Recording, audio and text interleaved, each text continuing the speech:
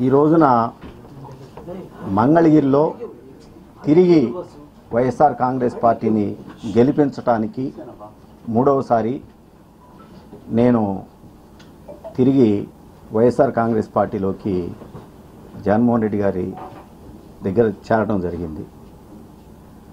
పేదవాడు శాశ్వతంగా వాళ్ళ జీవితాల్లో సంతోషంగా ఉండాలి, పేదవాడు గొప్పవాడు కావాలి, ప్రతి మధ్యతరగతి కుటుంబంలో కూడా ఎస్సీ ఎస్టీ బీసీ మైనార్టీలు అందరూ కూడా వాళ్ళ జీవితాల్లో వెలుగులు నింపడానికి జగన్మోహన్ రెడ్డి గారు చేస్తున్నటువంటి కార్యక్రమాల్లో ఒక 2 నెలల కాలం పాటు నేను పక్కకు వైదొలిగినటువంటి పరిస్థితి నుంచి మళ్ళా తిరిగి ఆ జగనన్న బాటలో నడవాలి అని చెప్పేసి నేను నిశ్చయించుకొని తిరిగి రావటం జరిగింది.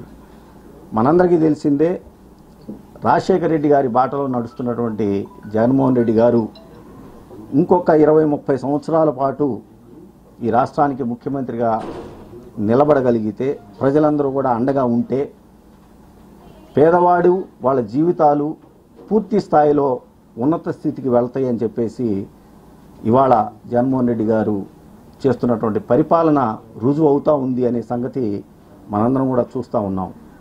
వైనాట్ 175లో నేను కూడా భాగస్వామిని కావాలని, అదేవిధంగా 25కి 25 పార్లమెంటు స్థానాలు కూడా తిరిగి వైఎస్ఆర్ కాంగ్రెస్ పార్టీ కైవసం కావడానికి నా వంతు కృషిగా నేను పనిచేస్తూ ఇవాళ జగన్మోహన్ రెడ్డి గారికి చాలా స్పష్టంగా చెప్పుకోవడం జరిగింది. 2014 నుంచి 2024 వరకు కూడా 2 సార్లు నాకు ఆయన మంగళగిరి శాసనసభ్యుడిగా అవకాశం కల్పించినందుకు ఆయనకి ధన్యవాదాలు తెలియజేస్తూ, అన్నా మీరు ఏ అభ్యర్థిని మంగళగిరిలో మీరు ఇచ్చినా కూడా ఆ అభ్యర్థి విజయానికి పూర్తి స్థాయిగా అన్కండిషనల్గా నేను పనిచేసి ఖచ్చితంగా తిరిగి మూడవసారి మంగళగిరిలో వైఎస్ఆర్ కాంగ్రెస్ పార్టీ గెలుపుకి నేను పనిచేస్తానని చెప్పి చెప్పడం జరిగింది.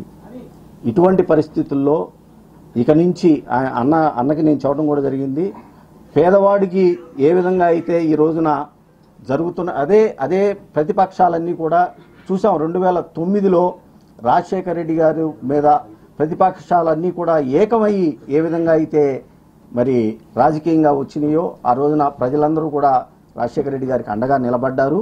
అలాంటి పరిస్థితి మళ్ళా తిరిగి ఈ రోజున వస్తూ ఉంది.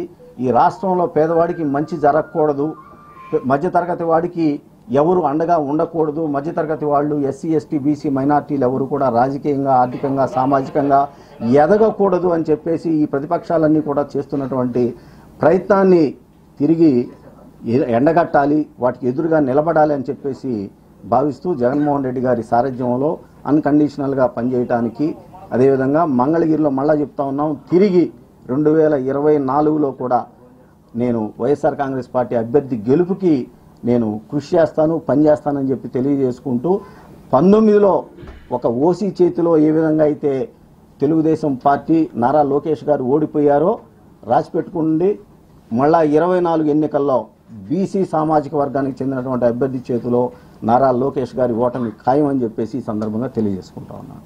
Thank you.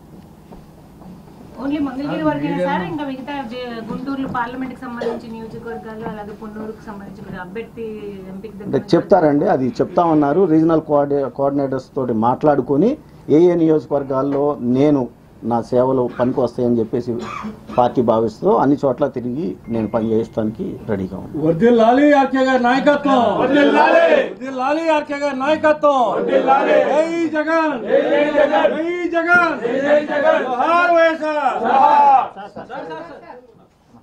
అంటే గతంలో కొన్ని కామెంట్స్ కూడా చేశారు, వాటికి సంబంధించి కట్టుబడి ఉంటారా లేదంటే దానికి సంబంధించి అంటే ఎటువంటి వ్యాఖ్యలు అంటే అభివృద్ధికి సంబంధించి లేదంటే మంగళగిరి అభివృద్ధికి సంబంధించి జగన్మోహన్ రెడ్డి గారు అధికారులను ఆదేశించి ఆ పనులన్నీ కూడా చేయడం జరిగింది. ఉదాహరణకి గతంలో చంద్రబాబు నాయుడు గారు ముఖ్యమంత్రిగా ఉన్నప్పుడు ఏదైతే బలవంతపు భూసేకరణకి మంగళగిరి రూరల్, అదేవిధంగా తాడేపల్లి రూరల్ మండలాల్లో బలవంతపు ల్యాండ్ ఎక్విజిషన్కి నోటిఫికేషన్ ఇచ్చారో దాన్ని రద్దు చేస్తాము అని చెప్పి చెప్పడం జరిగింది. ఆ విధంగా ఆల్రెడీ పని సిఆర్డీఏ వాళ్ళు, గుంటూరు కలెక్టర్ గారు కూడా పనిచేయడం జరిగింది. అది తుది దశకి చేరుకుంది. అదేవిధంగా మంగళగిరి డెవలప్మెంట్కి సంబంధించి కూడా పూర్తి స్థాయిలో అంచనాలు అవి సిద్ధమైపోయి పనులు కూడా ఆల్రెడీ స్టార్ట్ చేశారు కాబట్టి అది ఆ దిశగా ఇవాళ పనులు పూర్తి స్థాయిలో అయిపోవస్తాయి. అది నేను ఇంకా అడగలేదండి జగన్మోహన్ రెడ్డి గారిని. జగన్మోహన్ రెడ్డి గారు ఏ అభ్యర్థి ఇచ్చినా బీసీ సామాజిక వర్గానికి మాత్రం మంగళగిరి సీటు ఇస్తా ఉన్నారు. ఆ అభ్యర్థి గెలుపు కోసం నేను పనిచేస్తాను.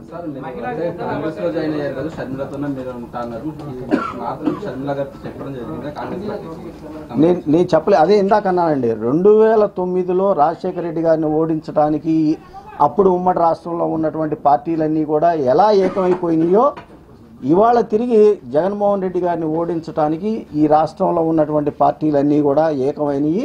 అది జరగకూడదు. ఎందుకంటే పేదవాడు గొప్పవాడు కావాలి, ఎస్సీ ఎస్టీ బీసీ మైనార్టీలు రాజకీయంగా ఆర్థికంగా సామాజికంగా ముందుకి రావాలి. ఆ దిశగా అడుగులు వేస్తున్నటువంటి జగన్మోహన్ రెడ్డి గారికి అండగా నిలబడాలని చెప్పేసి అనుకున్నాను.